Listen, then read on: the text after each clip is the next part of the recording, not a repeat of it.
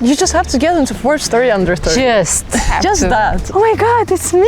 What am I gonna do now? Has the status given you any opportunities? Please don't tell anybody. Rich kid communities. Intelligent, sassy, maybe a bit stupid. I don't have access to it. The majority of people, when they hear crypto, their mind goes blank. What do you guys actually do? We have an AI assistant. It has my name and my face. It is pretty scary, you know. How you see success as well today? In one day, I became a person that tells what to do next.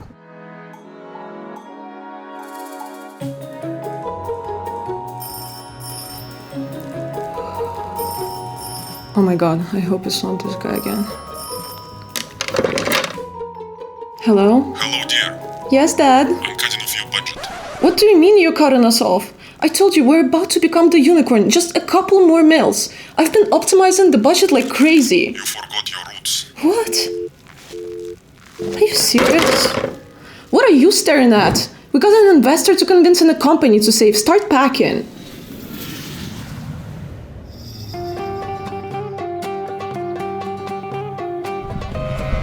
Well, these are the roots.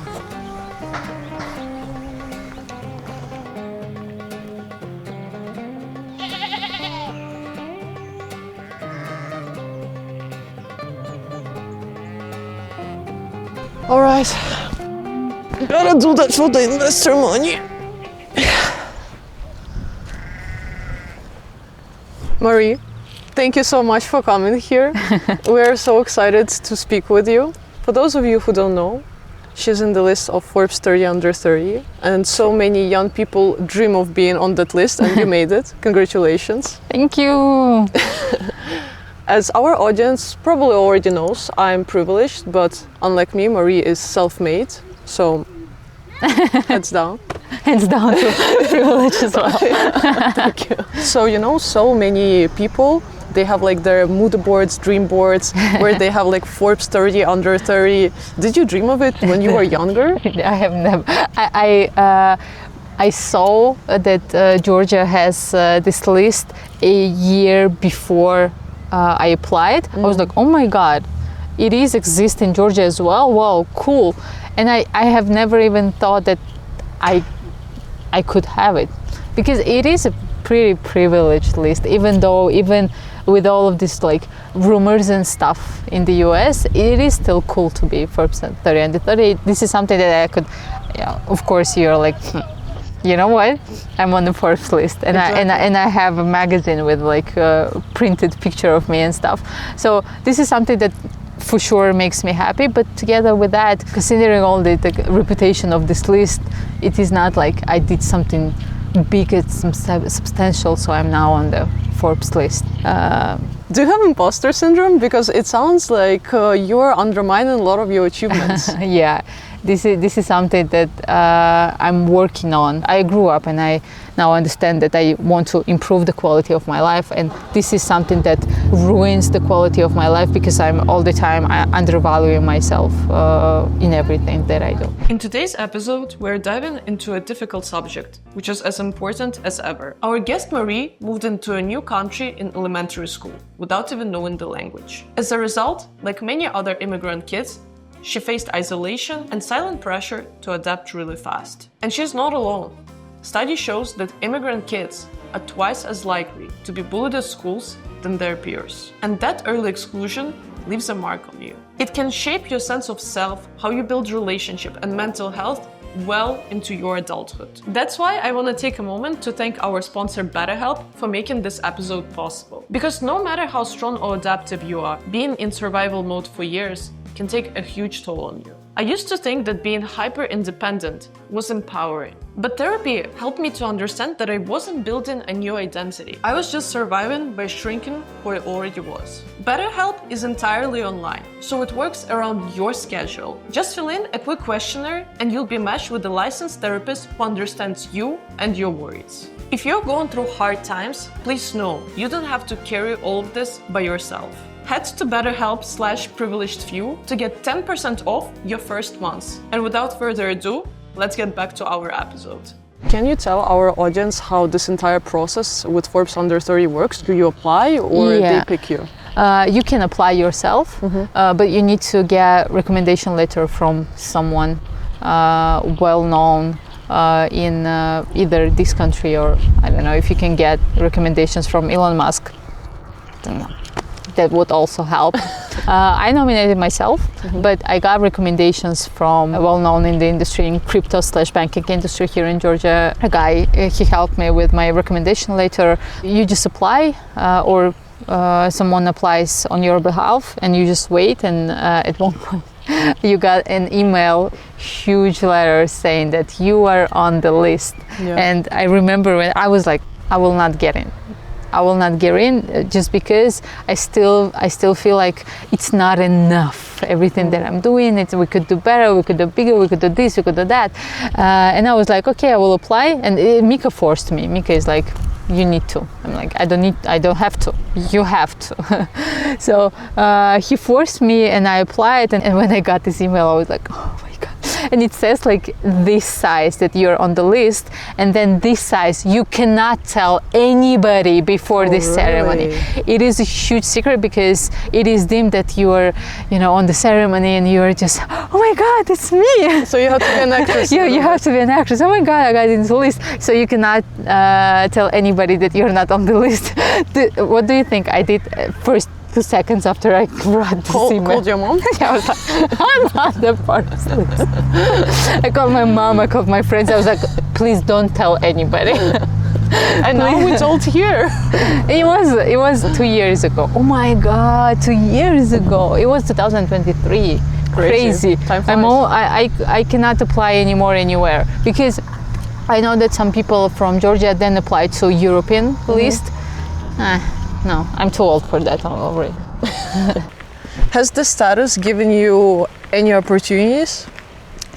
I would not say so, that just because I'm Forbes 30 under 30, I'm getting something. Maybe just only this interview. That's how we found each other. Yeah, this is the only opportunity that Forbes list gave me up until now. But it gives me validation in the industry, and in crypto industry particularly, there are so many scammers and founders who are staying anonymous and being like doxed and showing faces and showing our real names in public validates a lot. And I know that people who does some due diligence on our projects, they see that, okay, founder is from Forbes list. That gives some validation, but I would not say that someone is discovering me through Forbes list. We did. So guys, You did. if you want to end up on our channel, you just have to get into Forbes 30 under 30. Just have Just to. that. Yeah, easy. We are actually in a symbolic place for both of us, in the mountains of the Caucasus. My mom was born and raised in Tbilisi, and my father is from Dagestan, and Marie is a proud Georgian. I was born in Georgia. My parents are both Georgian, proud Georgians, also born here, and all of our families. I don't know. Do you know this tests that you need to understand, like where are your roots coming from? I know exactly that I'm 100% Georgian. My dad was an engineer, a tunnels engineer, amazing in his job, and I'm so proud of everything that he achieved in his life. He got a job in Russia.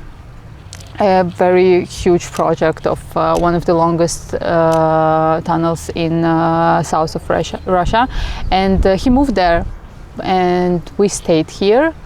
And in a year and a half, I would say in 2 years, Dad understood that, okay, I need my family to be with me. When we graduated, me from the 2nd grade and my brother from the 1st grade, Mom just came into our room and said, we're moving to Russia, by the way. And we immigrated when I was 7 or 8, something like that. I graduated from Russian school and then graduated from law school in Moscow, moved to Moscow then myself. Yeah, moving a lot. I would say that packing things is something that I can do in like 15 minutes in my life, just because we've been all the time like on the road. You learned a lot of useful skills as a child, which you're using as an entrepreneur right now. Yeah. I mean, my whole life is a startup, I would say. You know, it's so strange because I grew up in Ukraine my whole life until I moved to the US when I was 18. But every time when I would come to Dagestan, I would feel like home. And right now we're walking through such beautiful nature, and still it's like your roots are still calling for you. Yeah, it's not just saying, you just feel it. I mean, I love it, even with all the terrible things that's going on in Georgia politically or in society. To Georgia now, where protesters have gathered for a second day in the capital, Tbilisi. They oppose the government's decision to suspend talks on joining the European Union. But still, I feel like I don't want to move anywhere else. Georgia is such a homeland for me. Hi! Gamarjava! He's trying to escape. He's like...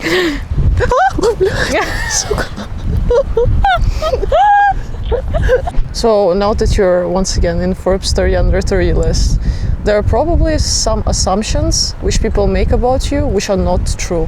What are they? That I paid for it. Most of people that I meet, they make fun of everything that all the rumors around Forbes 30 under 30. Everyone thinks that you just pay and get in there, or that I have some, I don't know, a man figure that, I don't know, drags me through my whole life, reaching me to some, I don't know, success point somewhere there. Does it offend you?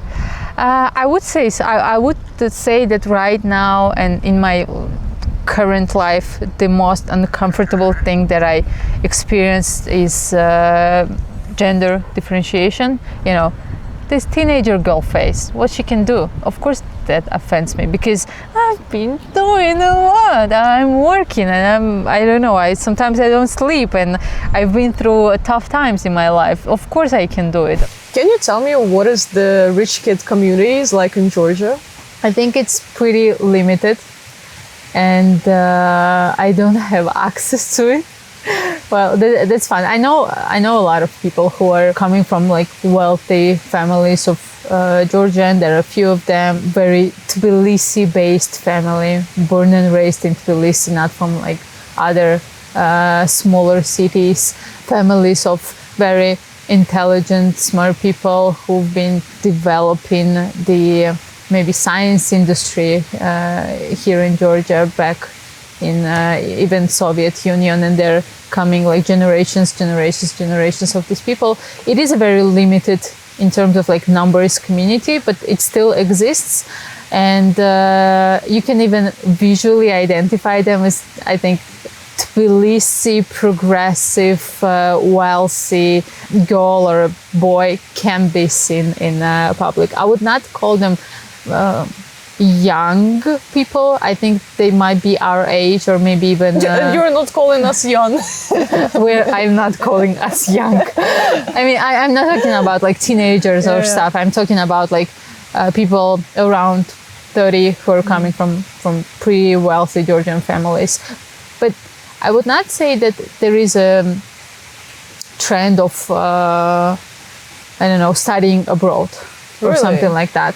I can say that there are very, very few families who decide to, I don't know, just you will go to Harvard, baby, something like that. Even from very wealthy families, they're just living their chilly, vibey, slow life here in Tbilisi. And you said in the beginning that you don't have access to them. So do self-made and rich kids don't mix in Georgia? I think that it is a pretty close community of like-minded and alike in general people. I would not say that I want to be part of this community, because you just don't have much to talk about with people not from your bubble. I have many different groups of people, my relatives, my friends, my people from my university, people from my school, my, I don't know, parents. They're all different social type of people, and I can adapt to any of it. But I feel kind of uncomfortable thinking about stepping into that bubble of Chile, rich children's society in Georgia, because I think they're pretty close and they don't really let you close to them. I always thought, and I'm obviously biased, but I thought that in Ukraine it's very easy to mix between different social economical classes, and maybe one of the reasons why is because For example, in the West, things like music school or any electives, they're very expensive. But in post-USSR countries, people from different financial backgrounds would go and do gymnastics together. You can say that there are districts in Tbilisi where you know that those people would live and they would all for sure go to schools in their districts and go to, I don't know, music or gymnastics also in their districts. And you can say that they're coming from wealthy families who live also in that neighborhood.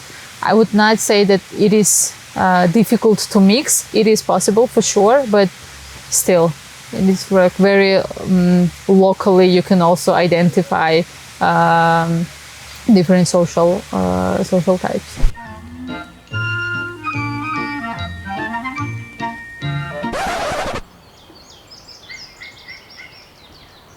Did your parents teach you financial literacy? No, 100% no. Being in this like Georgian family, I would say you're not aware of money. You just live this life as your parents told you. They will tell you do this, you will do this. They will tell you do this, go to this school, you will go to this school. I think that I became aware of money and financial literacy when I lost my dad. It is a very painful transition and facing reality that, oh my God, it's not like someone that will help you all the time in your life.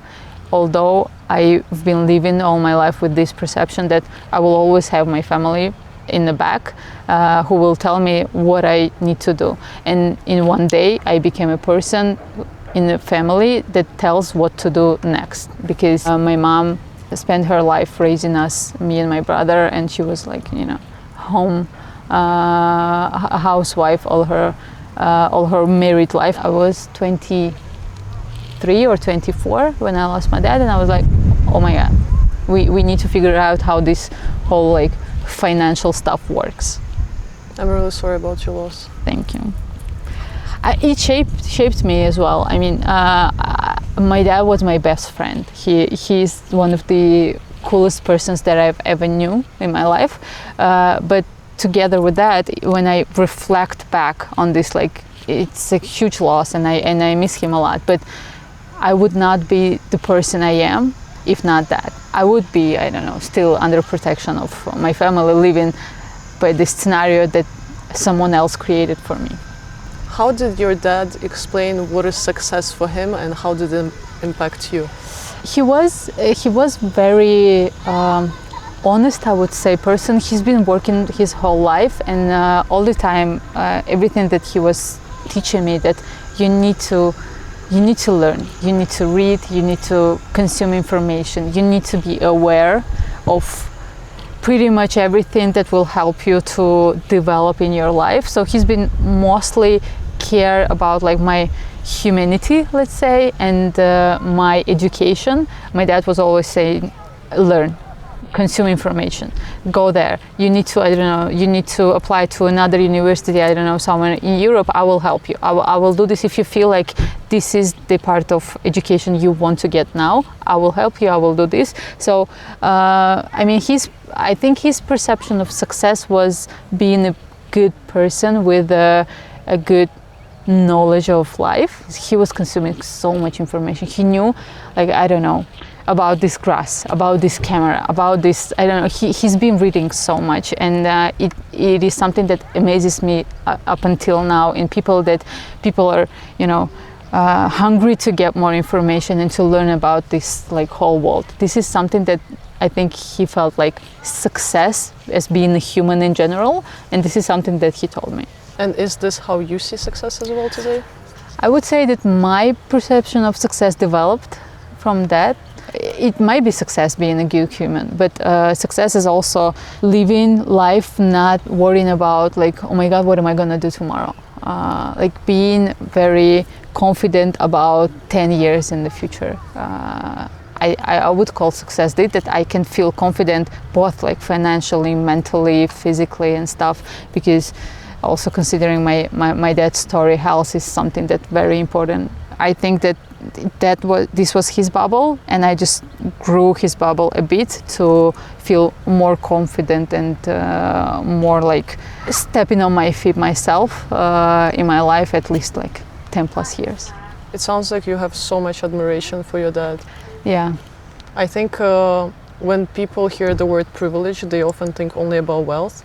But I'm a strong believer that one of the biggest and the most rare privilege which people have is a love and family. I love my family, and of course, as everybody does. But this is something funny that also privilege is unseen usually until someone told you that, oh, this is something I don't have. You don't feel like you're privileged to have this, right? What is privilege to you? The biggest privilege for me is to have freedom to make your own decisions. I don't think that some people admire the freedom that they have, and the freedom of making your own decisions and living your own life is the biggest privilege for me. Financial privilege is pretty basic and simple for me, but growing up, being in this society that I've been in, I feel like now that I'm stepping on my feet myself and having this power of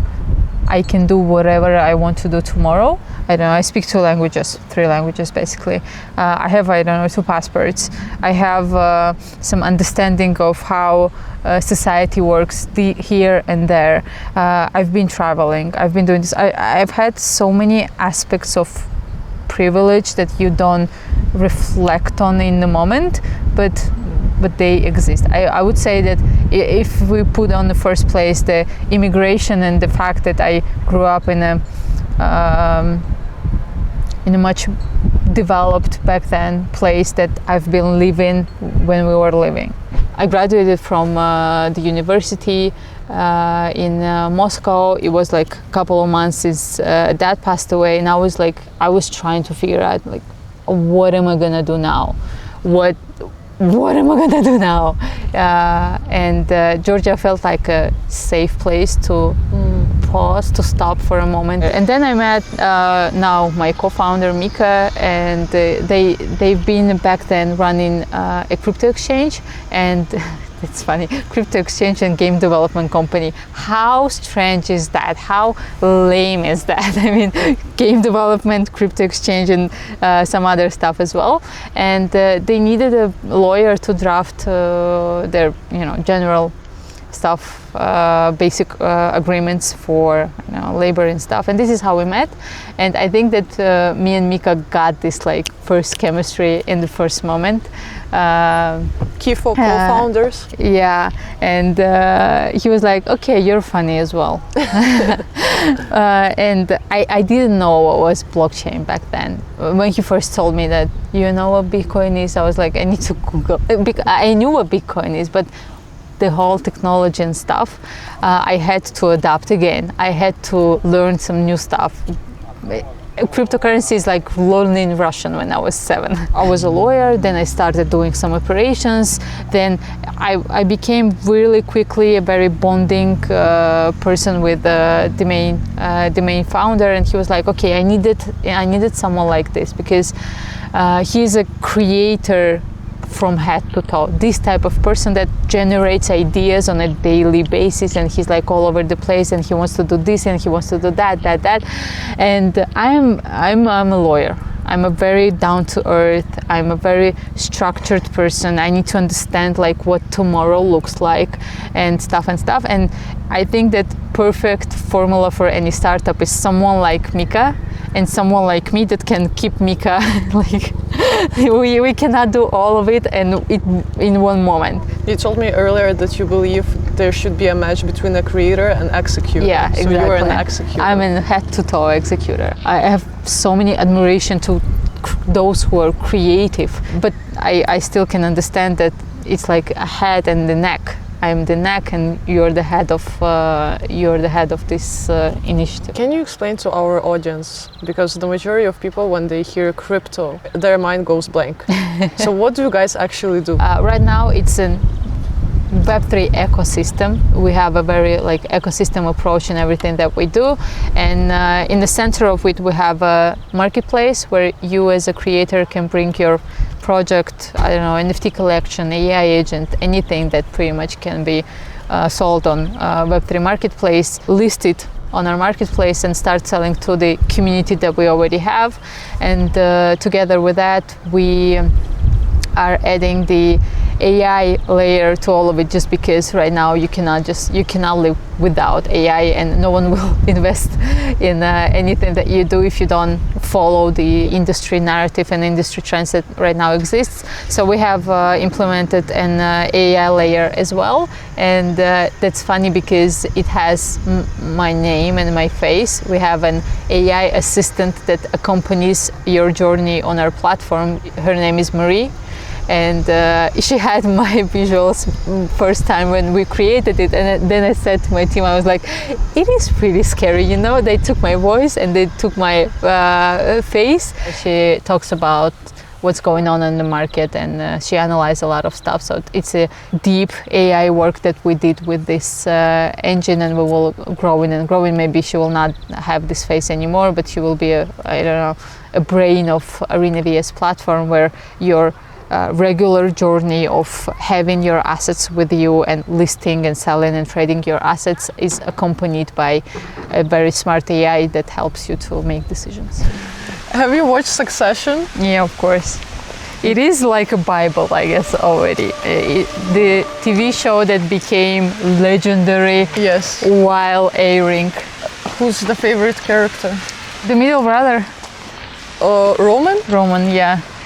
It is funny, by the way, when we were creating this Marie AI agent, they asked me about, like, how can you describe your personality so she sounds like you? And I started thinking about, like, okay, what can describe me better? But she had to be smart, but sassy as well, because it should be fun to chat with her, because it's a chatbot. And at one point I was describing myself, and then I texted our developer. I was like, forget all of the things, just tell them in prompt that she needs to talk like Roman from Succession.